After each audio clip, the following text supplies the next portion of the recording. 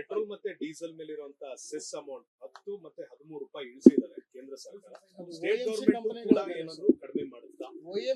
ಅದು ಮುಖ್ಯಮಂತ್ರಿಗಳು ಹಣಕಾಸಿನ ಸಚಿವರು, ಅವರು ಈ ಎಲ್ಲ ಸಾಧಕ ಬಾಧಕಗಳನ್ನು ನೋಡಿ ತೀರ್ಮಾನ ತಗೊಳ್ತಾರೆ. ಒಂದು ವೇಳೆ ಕ್ಯಾಬಿನೆಟ್ ಅಲ್ಲಿ ಚರ್ಚೆ ಆಗ್ಬೇಕು ಅಂತ ಹೇಳಿದ್ರೆ ಅದನ್ನ ಚರ್ಚೆ ಮಾಡ್ತೀವಿ. ಇಲ್ಲ ಮುಖ್ಯಮಂತ್ರಿಗಳೇ ಅವರ ಇಲಾಖೆಗೆ ಸಂಬಂಧಪಟ್ಟಂತ ವಿಚಾರ ಆಗಿರೋದ್ರಿಂದ ಅವರು ಕೂಡ ನೀವು ಡಿಸಿಷನ್ ತಗೋಬಹುದು, ಆಮೇಲೆ ರಾಟಿಫೈ ಮಾಡ್ಕೋಬಹುದು ಕ್ಯಾಬಿನೆಟ್ ಅಲ್ಲಿ, ಅವ್ರಿಗೆ ಅಧಿಕಾರ ಇದೆ. ಇಲ್ಲ ಮಾಮೂಲಿ ನಡೀತಾ ಇರುತ್ತೆ ಚುನಾವಣೆಯಲ್ಲಿ. ಬೇಕಾದಂಗೆ ನಮ್ಮ ಪಕ್ಷದವರು ಬಂಡಾಯವಾಗಿ ನಿಲ್ತಾರೆ, ಬೇರೆ ಪಕ್ಷದವರು ಅವ್ರವ್ರ ಪಕ್ಷದವರು, ಈಗ ಬಿಜೆಪಿಯಲ್ಲಿ ಬಂಡಾಯ ಇಲ್ವಾ, ಆತರ ನಿಲ್ತಾರೆ. ನಾವು ಅದನ್ನೆಲ್ಲ ಸಾಲ್ವ್ ಮಾಡ್ಕೊಂಡೇ ಹೋಗ್ತೀವಿ. ಜನ ಅದನ್ನೆಲ್ಲ ನೋಡಿ ತೀರ್ಮಾನ ಮಾಡ್ತಾರೆ. ಅವರು ಕೆಲವು ಪ್ರಮೋಷನಲ್ ವಿಷಯಕ್ಕೆ ಸಂಬಂಧಪಟ್ಟ ವಿಚಾರದಲ್ಲಿ ಭೇಟಿ ಮಾಡಿದ್ದಾರೆ. ಅದು ಈಗಾಗಲೇ ಈ ಒಂದು ಏನಂದ್ರೆ ರೆಕ್ರೂಟ್ಮೆಂಟ್ ಸಂದರ್ಭದಲ್ಲಿ ನೇರವಾದಂತ ರೆಕ್ರೂಟ್ಮೆಂಟ್ ಮಾಡೋದಕ್ಕೆ ಎಷ್ಟು ಪರ್ಸೆಂಟೇಜ್ ಇರಬೇಕು, ಆಮೇಲೆ ಇಂಟರ್ನಲ್ಲಿ ಪ್ರಮೋಷನ್ ಕೊಡೋದಕ್ಕೆ ಎಷ್ಟು ಪರ್ಸೆಂಟೇಜ್ ಇರಬೇಕು ಅಂತ ಹೇಳಿ ಆಗುತ್ತೆ.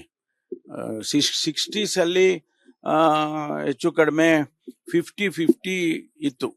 1960 ಅಲ್ಲಿ ರೆಕ್ರೂಟ್ಮೆಂಟ್ ಪ್ರೋಸೆಸ್ ಅಲ್ಲಿ 50% ಪ್ರಮೋಷನ್, 50% ಡೈರೆಕ್ಟ್ ರೆಕ್ರೂಟ್ಮೆಂಟ್. ಯಾಕೆಂದ್ರೆ ಇದು ಎಂಟ್ರಿ ಪಾಯಿಂಟ್ ಆದ್ರಿಂದ ಆ ರೀತಿ ಮಾಡಿದ್ದಾರೆ.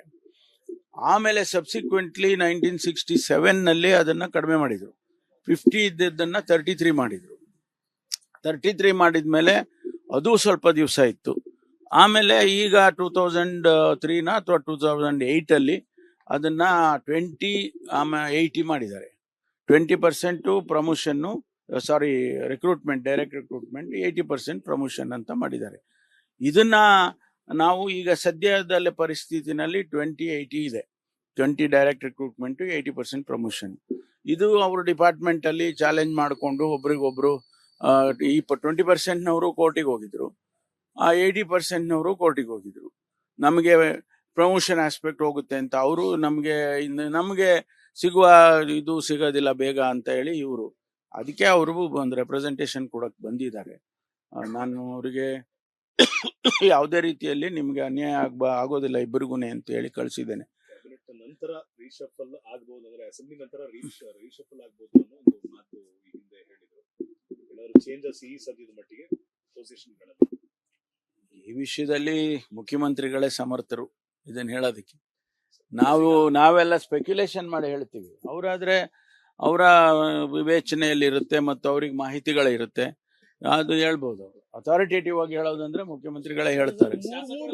ಕನ್ಫ್ಯೂಷನ್ ಇನ್ನೂ ಕ್ಲಿಯರ್ ಆಗಿಲ್ಲ ಅಂತ ಹೇಳಿ ಖರ್ಗೆ ಅವರ ಲಿಸ್ಟು, ಸಿಎಂ ಅವರ ಲಿಸ್ಟು, ಡಿಸಿಎಂ ಅವರ ಲಿಸ್ಟು ಇರೋದ್ರಿಂದಾಗಿ ಅದು ಕ್ಲಿಯರೆನ್ಸ್ ಆಗಿಲ್ಲ ಅಂತ. ಯಾರು?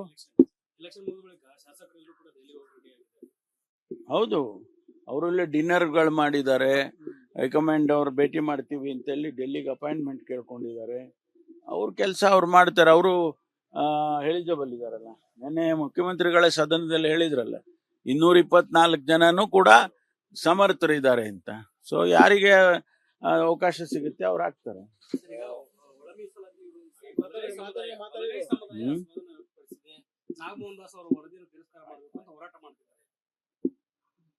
ನಾನೇನ್ ಮಾಡ್ಬೇಕು?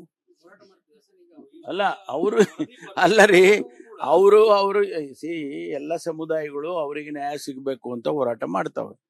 ಅದನ್ನ ಸರ್ಕಾರ ಗಮನದಲ್ಲಿ ಇಟ್ಕೊಂಡೇ ಅಂತಿಮ ತೀರ್ಮಾನ ಮಾಡುತ್ತೇವೆ. ಕಾನೂನಿನ ಚೌಕಟ್ಟಲ್ಲಿ, ಕಾನೂನಿದೆ ಅಲ್ವಾ, ಕಾನೂನಿನ ಚೌಕಟ್ಟಿನಲ್ಲಿ ಅಂತಿಮ ತೀರ್ಮಾನ ಸರ್ಕಾರ ಮಾಡುತ್ತೆ.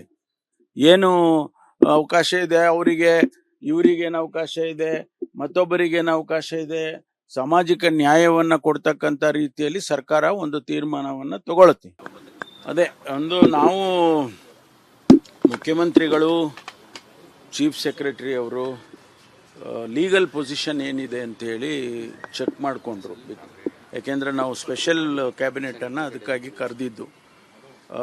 ಅವರ ಪ್ರಕಾರ ಈವನ್ ಕ್ಯಾಬಿನೆಟ್ಟಲ್ಲಿ ಚರ್ಚೆ ಮಾಡೋದು ಕೂಡ ಮತ್ತು ಏನಾದರೂ ಡಿಸಿಷನ್ ತಗೊಳ್ಳೋದು ಕೂಡ ಆಗಬಾರ್ದು. ನೀವು ಅನೌನ್ಸ್ ಮಾಡೋದು ಬಿಡೋದು ಬೇರೆ, ಆದರೆ ಡಿಸ್ಕಷನ್ ಆಗಿ ಏನಾದರೂ ಇನ್ಫಾರ್ಮೇಷನ್ ಆಚೆ ಬಂದರೆ that probably May influence the voters ಅನ್ನೋ ಥರ ಏನೋ ಒಂದು ಎಲೆಕ್ಷನ್ ಕಮಿಷನ್ನಿನ ಗೈಡ್ಲೈನ್ಸು ಆ ಕೋಡ್ ಆಫ್ ಕಂಡಕ್ಟಲ್ಲಿ ಅದಕ್ಕೆ ಅವರು ಲೀಗಲ್ ಪೊಸಿಷನನ್ನು ಚೆಕ್ ಮಾಡಿದರು ಅಡ್ವೊಕೇಟ್ ಜನರಲ್ ಹತ್ರ, ಆಮೇಲಿಂದ ಎಲೆಕ್ಷನ್ ಕಮಿಷನ್ ಅವ್ರ ಹತ್ರ.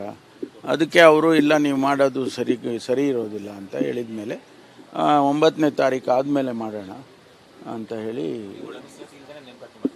ಇಲ್ಲ ಅದನ್ನು ಮಾಡೋಕ್ಕೆ ಬರೋದಿಲ್ಲ, ನೋಟಿಫಿಕೇಷನ್ ಮಾಡೋಕ್ಕೆ ಬರೋಲ್ಲ. 9ನೇ ತಾರೀಕು ನಂತರನೇ all notifications will be done ಅಂತ ಹೇಳಿ. ಇನ್ನೊಂದು, ತುಮಕೂರಿನಲ್ಲಿ ನಿಮಗೆ ಪರಿಚಯಸ್ಥರಾದಂಥ ವಾಲೆ ಚಂದ್ರು ಅನ್ನೋರ ಒಡೆತನದ ತೋಟದಲ್ಲಿ ಅರಣ್ಯ ಇಲಾಖೆಯ ನಕಲಿ ಆದೇಶ ಪತ್ರವನ್ನ ತಯಾರಿಸುವ ಜಾಲನ ಈಗ ಪತ್ತೆ ಮಾಡಿದ್ದಾರೆ ತುಮಕೂರಿನಲ್ಲಿ. ಸೊ ಈ ವಿಚಾರವಾಗಿ ಅವ್ರ ಹೆಸರಿನ ಮೇಲೆ ಮಾತ್ರ FIR ಆಗಿಲ್ಲ, ಆದ್ರೆ ಬೇರೆ ಅಲ್ಲಿ ಯಾರ ಸಿಬ್ಬಂದಿ ಇದ್ರು ಅಥವಾ ನಕಲಿ ಸಿಬ್ಬಂದಿ ಆಗಿದ್ರು ಅವ್ರ ಮೇಲೆ FIR ಆಗಿದೆ. ನಾನು ಈಗ ತುಮಕೂರಿಗೆ ಹೋಗ್ತಾ ಇದ್ದೀನಿ. ತುಮಕೂರಿಗೆ ಹೋಗಿ ಫಾರೆಸ್ಟ್ ಆಫೀಸರ್ ಯಾರಿದ್ದಾರೆ ಮತ್ತು DC ಅವರು, ಫಾರೆಸ್ಟ್ ಆಫೀಸರ್ ಅವ್ರನ್ನೆಲ್ಲ ಕರೆದು ಮಾತಾಡ್ತೀನಿ. ಏನದು ವಿಷಯ ಏನು ಅಂತ ಹೇಳಿ ನಾನು ಅದನ್ನು ಮೊದಲು ತಿಳ್ಕೊಳ್ತೀನಿ. ಆಮೇಲೆ ಅದಕ್ಕೆ ಏನು ಆ್ಯಕ್ಷನ್ ಮಾಡಬೇಕು ಅದನ್ನು ಮಾಡೋಣ. ಅಂದ್ರೆ ಅಲ್ಲಿರುವಂತ ರಿಪೋರ್ಟ್ ಪ್ರಕಾರ, ಅಲ್ಲಿ ಕೊಟ್ಟಿರುವಂತ ಬ್ರೇಕಿಂಗ್ ಪ್ರಕಾರ HM ರವರಿಗೆ ಅವರು ಪರಿಚಯಸ್ಥರು ಅನ್ನೋ ಕಾರಣದಿಂದ ವಾಲೆಚಂದ್ರ ಅವ್ರ ಹೆಸರನ್ನ ನೋಡ್ರಿ, ಎಲ್ಲದಕ್ಕೂ HM, ಎಲ್ಲದಕ್ಕೂ ಗೃಹ ಸಚಿವರು. ಈಗ ನಮ್ಮ ಕಾಲೇಜಲ್ಲಿ ಅದೇನೋ ಒಂದು ಇನ್ಸಿಡೆಂಟ್ ಆದ, ಅದು ಗೃಹ ಸಚಿವರು. ಏನು ಗೃಹ ಸಚಿವರು? ಯಾವ ಕಾಲೇಜಲ್ಲಿ ಯಾವ ಊರಲ್ಲೂ ಏನೂ ಆಗದೇ ಅಲ್ವ? ಅದಕ್ಕೆಲ್ಲ ಗೃಹ ಸಚಿವರು ಹೊಣೆನ? ಗೃಹ ಸಚಿವರು ಏನು ಮಾಡಬೇಕು ಕಾನೂನು ಚೌಕಟ್ಟಲ್ಲಿ ಮಾಡ್ತಾರೆ. ಸುಮ್ಮನೆ ಅದನ್ನ ಅನವಶ್ಯಕವಾಗಿ ಪ್ರಚಾರಕ್ಕಿಡೋದು ಅದು ಸರಿ ಕಾಣಿಸೋದಿಲ್ಲ. It is not good. ಯಾಕೆ ಹಂಗೆ ಮಾಡ್ತಾರೆ?